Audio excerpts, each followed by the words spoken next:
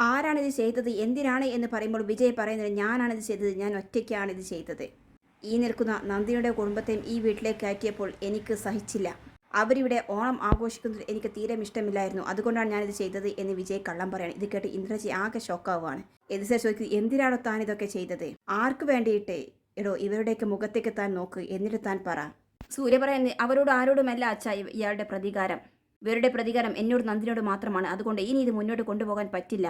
പലതവണ ഇവരെ ഇവിടെ നിന്നും ഇറക്കി വിടാൻ ഞാൻ ശ്രമിച്ചതാണ്. പക്ഷേ ഇന്ന് ആ തീരുമാനം ഞാൻ നടപ്പിലാക്കും. ഞാൻ തന്നെ പിടിച്ച് പുറത്താക്കിക്കോൾ രണ്ടുപേരെയും എന്ന് പറയാണ്. ഇത് കേൾക്കുന്ന ഇന്ദ്രജ സൂര്യ എന്ന ഉച്ചത്തിൽ വിളിക്കുകയാണ്. വിജയ് കാണിച്ച തെറ്റാണ്, പക്ഷേ അതിന്റെ പേരിൽ എന്ന് പറഞ്ഞ് ഇന്ദ്രൻ നിർത്തുമ്പോൾ സൂര്യ പറയുന്നുണ്ട് ഈ നിൽക്കുന്ന ആള് ബലിയാടായതാണെന്ന് എനിക്ക് നന്നായിട്ട് അറിയാം. ഈ മനുഷ്യന് പുറകിൽ ആരായിരുന്നു എന്ന് ഊഹിക്കാനുള്ള ബുദ്ധിയും ബോധവും ഒക്കെ എനിക്കുണ്ട്. അപ്പോൾ സുദേവൻ മുന്നോട്ട് വന്നിട്ട് വിജയെ പിടിച്ചിട്ട് പറയുന്നുണ്ട് സാറേ, നിങ്ങളൊക്കെ വലിയ ആൾക്കാരാ, ആഗ്രഹിക്കുന്നതൊക്കെ സ്വന്തമാക്കാനുള്ള കഴിവും നിങ്ങൾക്കുണ്ട്, അതിനുള്ള പണവും നിങ്ങൾക്കുണ്ട്. പക്ഷേ എൻ്റെ മോൾക്കും സൂര്യസാറിനും ഒരു വസ്ത്രം എടുക്കണമെങ്കിൽ സുദേവൻ നാളെ നീടെ നടന്ന് തെണ്ടണം, നാണമില്ലാതെ കൈ നീട്ടണം. അതിനൊന്നും എനിക്ക് മടിയില്ല സാറേ. എൻ്റെ മോളും അവളുടെ ഭർത്താവും സന്തോഷിക്കുന്നത് കാണാൻ കൊണ്ടുവന്നതാണ് ഞാൻ ഇതൊക്കെ. അതില്ലാതാക്കി കളയാൻ എങ്ങനെയാണോ തോന്നിയത്? എൻ്റെ മോള് തന്നോട് എന്ത് തെറ്റാ ചെയ്തത്?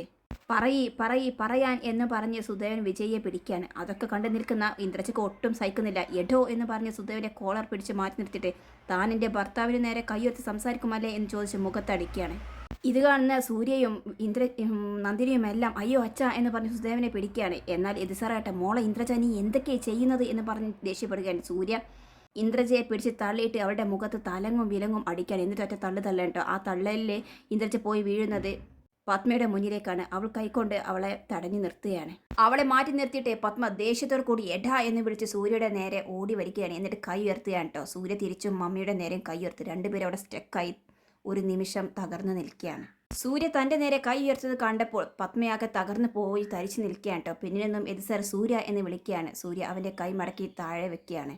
പിന്നീട് പത്മയോ ഇതെല്ലാം ഭയങ്കര അത്ഭുതത്തോടു കൂടി നോക്കി നിൽക്കുകയാണ് കേട്ടോ എല്ലാവരും. പത്മ സൂര്യയോട് ചോദിക്കുന്നുണ്ട് നീ ആരാടാ എൻ്റെ മകളുടെ ഭർത്താവിനെ തല്ലാൻ, നീ ആരാടാ എൻ്റെ മകളെ തല്ലാൻ, നീ ആരാ എന്നാ ഞാൻ ചോദിച്ചത് എന്ന് പറഞ്ഞ് അലറുകയാണ് കേട്ടോ. ഈ നാണംകെട്ട വർഗത്തെ സന്തോഷിപ്പിക്കാൻ വേണ്ടി നിനക്ക് എന്നെയും എൻ്റെ മക്കളെയും കരുവാരി തേക്കണമല്ലേ? ഇങ്ങനെ പത്മ ചോദിക്കുമ്പോൾ സൂര്യ പറയുന്നില്ലേ ഈ നാണംകെട്ട വർഗമേ ഇവരല്ല, നിങ്ങളാണ്. നിങ്ങൾ അന്തസ്സില്ലാത്ത കാര്യം ചെയ്യാൻ വേണ്ടിയിട്ട് സ്വന്തം മരുമകനെ ചുമതലപ്പെടുത്തിയിരിക്കുന്നു. ആ സമയത്ത് നിങ്ങൾ ആലോചിക്കണമായിരുന്നു ഇതൊക്കെ കണ്ടുപിടിക്കാനും ചോദ്യം ചെയ്യാനും ഇവിടെ ആണുങ്ങളുണ്ടെന്ന്. അപ്പോൾ പത്മ വെല്ലുവിളിക്കണേ അത്രയ്ക്ക് ചങ്കൂറ്റം നിനക്കുണ്ടെങ്കിൽ എൻ്റെ മുന്നിൽ വെച്ച് നീ തൊടടാ അവനെ എന്ന് പറയാണ്. അപ്പോൾ സൂര്യ പറയുന്നത് അത്രയ്ക്ക് നിങ്ങൾ സംശയിക്കുന്നത് വേണ്ട, നിങ്ങളുടെ മുന്നിൽ വെച്ച് തന്നെ ഒരു തരിവ് പട്ടിയെ പോലെ തല്ലുന്നത് പോലെ തല്ലിക്കൊല്ലും ഞാൻ ഇയാളെ. എങ്കിൽ തല്ലടാ എന്ന് പത്മയോ. സൂര്യ വിജയുടെ കോളർ പിടിച്ചിട്ട് എടാ എന്ന് പറഞ്ഞ് കൈയാവുമ്പോൾ സുദേവൻ തടയാണ്. വേണ്ട, ഞങ്ങൾക്ക് വേണ്ടി നിങ്ങൾ ആരും തമ്മിൽ തല്ലി ചാവണ്ട, ഞങ്ങൾക്കെല്ലാം മതിയായി, ഞങ്ങൾ പോവുകയാണ്. അപ്പോൾ ഇത് സാർ സുദേവ എന്ന് വിളിക്കുകയാണ്. സുദേവൻ പറയുന്നുണ്ട് വേണ്ട സാറേ, ഇത്രയും കാലം എൻ്റെ മകൾ നരകത്തിലാണ് നിൽക്കുന്നത് എന്നറിഞ്ഞിട്ട് ഞാൻ അവളെ നിർബന്ധിച്ചു. അവളെ വീട്ടിൽ നിന്നും ഇറങ്ങി വന്നാൽ സ്വന്തം അനുജത്തിമാരെ പോലും ബാധിക്കുമെന്ന് പറഞ്ഞ് ഞാൻ പേടിപ്പിച്ചു. യതീന്ദ്ര സാറും സൂര്യ സാർ നന്നായി പെരുമാറുന്നുണ്ടല്ലോ, അതുപോലെ നിനക്ക് ജീവിക്കാൻ എന്ന് ചോദിച്ചു. പക്ഷേ ഇപ്പോഴാണ് സാറേ എനിക്കെല്ലാം മനസ്സിലായത്, എൻ്റെ മകളെ ഇതിനകത്തിട്ട് എല്ലാവരും കൊല്ലാക്കൊല ചെയ്യുകയായിരുന്നു എന്ന്. എന്നിട്ട് നന്ദിനോട് പറയുന്നുണ്ട് മോളെ നന്ദിനി അച്ഛനോട് ക്ഷമിക്കണം, ഇനി ഒരു നിമിഷം പോലും അച്ഛൻ എൻ്റെ മോളെ ഇതിനകത്ത് നിർത്തില്ല. ഈ മൃഗങ്ങളുടെ നടുവിൽ നിന്നും ഇപ്പോൾ ഇറങ്ങണം നീ, നമുക്കിങ്ങനൊരു ബന്ധം വേണ്ട മോളെ, എല്ലാം അവസാനിപ്പിച്ച് നമുക്ക് പടിയിറങ്ങാം, വാ മോളെ എന്ന് പറഞ്ഞ് നന്ദിനിയുടെ കൈ പിടിച്ച് മുന്നോട്ട് നടക്കാൻ സുദേവൻ. പക്ഷേ നന്ദിനി കൈ പിന്നിൽ നിന്നും വലിക്കുകയാണ്. ഇത് കണ്ട് സുദേവൻ ഷോക്കായി അവളെ നോക്കുകയാണ് കേട്ടോ. നന്ദിനി പറയുന്നുണ്ട് ഞാൻ വരില്ലച്ചാ, ഈ നിൽക്കുന്ന മനുഷ്യനാണ് എൻ്റെ ഭർത്താവ്, ഈ ലോകത്ത് മറ്റെന്തിനേക്കാളും സൂര്യ സാറിനെ ഞാൻ സ്നേഹിക്കുന്നുണ്ട്.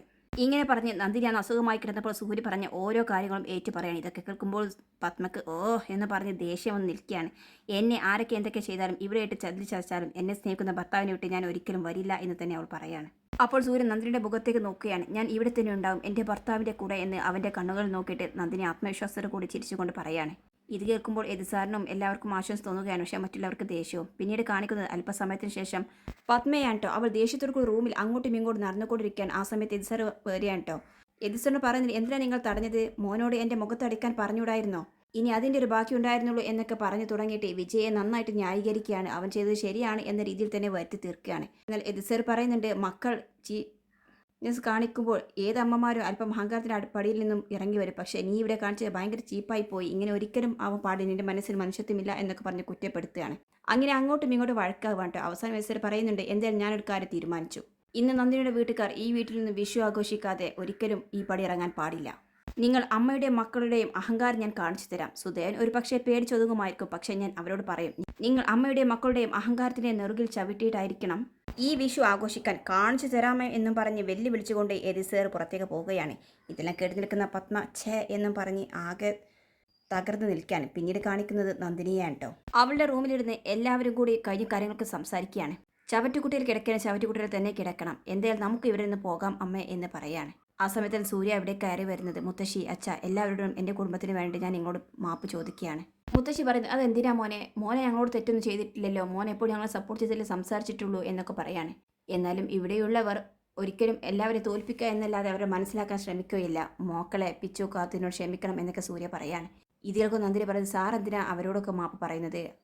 ഇനിയെങ്കിലും സാർ അവരെ പോകാൻ സമ്മതിക്കണം. ഞാൻ ഇതൊന്നും വേണ്ട എന്ന് ആദ്യമേ പറയാൻ കാരണം ഇതാണ്, ഇവരിവിടെ നിന്ന് ഇറങ്ങിക്കഴിഞ്ഞാലെങ്കിലും മക്കളും നേരെ വണ്ണം ഒന്ന് ഭക്ഷണം കഴിക്കുമല്ലോ എന്നൊക്കെ നന്ദിനി പറയാണ്. സൂര്യ പറയുന്നുണ്ട്, ഇല്ല നന്ദിനി, ഇപ്പോൾ ഇവർ ഇവിടെ നിന്നും ഇറങ്ങിപ്പോയാൽ ഇത് അവരുടെ ജയവും എൻ്റെ തോൽവിയുമായിരിക്കും. നമ്മൾ ഈ വിഷു ആഘോഷിക്കും, നമ്മൾ ആഗ്രഹിച്ച രീതിയിൽ തന്നെ ആഘോഷിക്കും എന്ന് പറയാണ്. അപ്പോൾ നന്ദിനി പറയുന്നത്, വേണ്ട സാർ, ഇനി ഇവർ ഇവിടെ നിൽക്കില്ല എന്ന് പറയാണ്. അവരിവിടെ നിൽക്കണം എന്ന് പറഞ്ഞുകൊണ്ട് എലിസേർ അവിടേക്ക് കയറി വരികയാണ്. എല്ലാവരും തിരിഞ്ഞു നോക്കുകയാണ് കേട്ടോ. പത്മയെ വെല്ലുവിളിച്ചിട്ടാണ് ഞാൻ ഇവിടേക്ക് കയറി വരുന്നത്. ഇവരെ നടന്ന സംഭവത്തിൻ്റെ കാര്യത്തിൽ നിങ്ങൾ ഇവിടെ നിന്നും ഇറങ്ങും എന്ന വിശ്വാസത്തോടു കൂടിയാണ് ഇപ്പോഴും അവരും അവിടെ നിൽക്കുന്നത്. സുദേവ, എൻ്റെ കുടുംബം നിങ്ങളോട് ചെയ്തത് തെറ്റാണ്. പക്ഷേ അതിനുള്ള മറുപടി അവർക്ക് മുന്നിൽ നിങ്ങൾ വിഷു ആഘോഷിക്കുക എന്നുള്ളതാണ്. അതുകൊണ്ട് ഇവിടെ നിന്നും ആരും ഇറങ്ങില്ല എന്ന് പറയാണ്. അപ്പോൾ കാർത്തു പറയുന്നുണ്ട്, വേണ്ട സർ, ഞങ്ങൾക്ക് മതിയായി. ഏട്ടൻ ഞങ്ങളുടെ കൂടെ കളിച്ചപ്പോൾ ഞങ്ങൾക്ക് ഡ്രസ്സൊക്കെ എടുത്തു തന്നപ്പോഴും ഈ ലോകത്തിലെ ഏറ്റവും ഭാഗ്യവാന്മാർ ഞങ്ങളാണെന്ന് കരുതി. ഇനി അത് വേണ്ട സർ, ഇത്രയൊക്കെ സംഭവിച്ചതിന് ധാരാളം. ഞങ്ങളുടെ അച്ഛൻ നൽകുന്ന സൗകര്യത്തിൽ ജീവിച്ച് പഠിച്ചിട്ടുണ്ട് ഞങ്ങൾ, അതുകൊണ്ട് ഞങ്ങൾ പോവുകയാണ് എന്ന് പറയാണ്. എലിസേർ പറയുന്നുണ്ട്, വേണ്ട മോളെ, ഇപ്പോൾ നിങ്ങൾ അവരുടെ മുന്നിൽ തോറ്റുകൊടുത്താൽ അത് നന്ദിനിയുടെ തോൽവിയാണ്. അപ്പോൾ സൂര്യ പറയുന്നത്, നന്ദിനി, കുറച്ചു മുൻപ് താൻ എല്ലാവരുടെ മുന്നിൽ വെച്ച് പറഞ്ഞില്ലേ എന്നെ സ്നേഹിക്കുന്നുണ്ട്, എന്നെ വിട്ടുപോകാൻ പറ്റില്ല എന്ന്. താൻ ആ പറഞ്ഞതിൽ സിൻസിയറായിട്ട് എന്നെ സ്നേഹിക്കുന്നുണ്ട് എങ്കിൽ, സത്യസന്ധമായിട്ടാണ് പറഞ്ഞത് എങ്കിൽ ഇവർ ഇവിടെ നിൽക്കണം, നമുക്ക് ഈ വിഷു ആഘോഷിക്കണം എന്ന് പറയാണ്. അപ്പോൾ നന്ദിനി പറയുന്നുണ്ട്, ഞാൻ പറഞ്ഞ സത്യമാണ് സർ, എനിക്ക് സാറിനെ വിട്ടുപോകാൻ പറ്റുന്നില്ല, ഞാൻ സാറിനെ അത്രയും സ്നേഹിക്കുന്നുണ്ട്, അതുകൊണ്ട് സാർ അവരുടെ മുന്നിൽ ജയിക്കാൻ വേണ്ടി നമുക്ക് ഈ വിഷു ആഘോഷിക്കണം.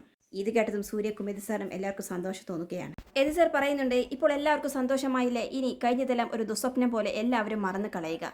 നമുക്കിടയിൽ ഒന്നും സംഭവിച്ചിട്ടില്ല, നമുക്ക് വിഷു ആഘോഷിക്കണം. ആരും ഇന്ന് ബ്രേക്ക്ഫാസ്റ്റ് ഒന്നും കഴിച്ചിട്ടില്ലല്ലോ, പോയി ബ്രേക്ക്ഫാസ്റ്റ് ഒക്കെ കഴിച്ച് വിഷു ഒക്കെ ആഘോഷിച്ച് നമുക്ക് ഒന്നിച്ച് സദ്യയൊക്കെ ഉണ്ടാം, എന്നിട്ട് നമുക്ക് സന്തോഷത്തോടു കൂടി നിൽക്കണം. എന്താ എല്ലാവരും റെഡിയല്ലേ? സൂര്യ, നീ നന്ദിനിയും പോയിട്ട് ഒരു ഡ്രസ്സൊക്കെ എടുത്തുകൊണ്ട് വാ, പുതിയ ഡ്രസ്സ് നിങ്ങൾക്കില്ലല്ലോ എന്ന് പറയാണ്. അപ്പോൾ നന്ദിനി പറയുന്നു, അത് വേണ്ട സാറേ, കഴിഞ്ഞ ദിവസം നമ്മൾ ആരതിയുടെ വീട്ടിൽ പോയി ഡ്രസ്സ് എടുത്തില്ലേ, ആ സമയത്ത് സാറിന് ഞാൻ ഡ്രസ്സ് എടുത്തിട്ടുണ്ട്, പിന്നെ എനിക്കും പുതിയ സാരിയുണ്ട്, നമുക്കത് എടുക്കാം.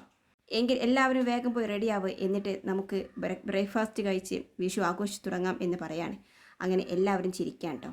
അതേസമയം പത്നിയും മക്കളെയും കാണിക്കുന്നുണ്ട്.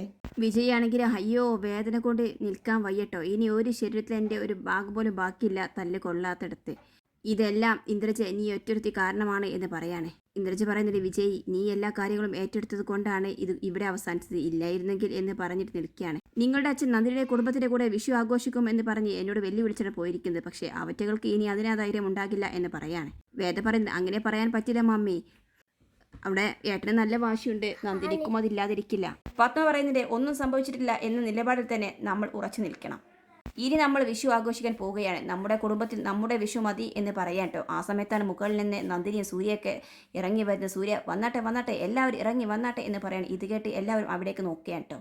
നന്ദിനിയൊക്കെ പുതിയ ഡ്രസ്സ് എടുത്ത് സുന്ദരിയായിട്ട് ഇറങ്ങി വരികയാണ്. കൂടെ തന്നെ അവളുടെ അനുജത്തിമാരും അച്ഛനും മുത്തശ്ശിയുമെല്ലാം.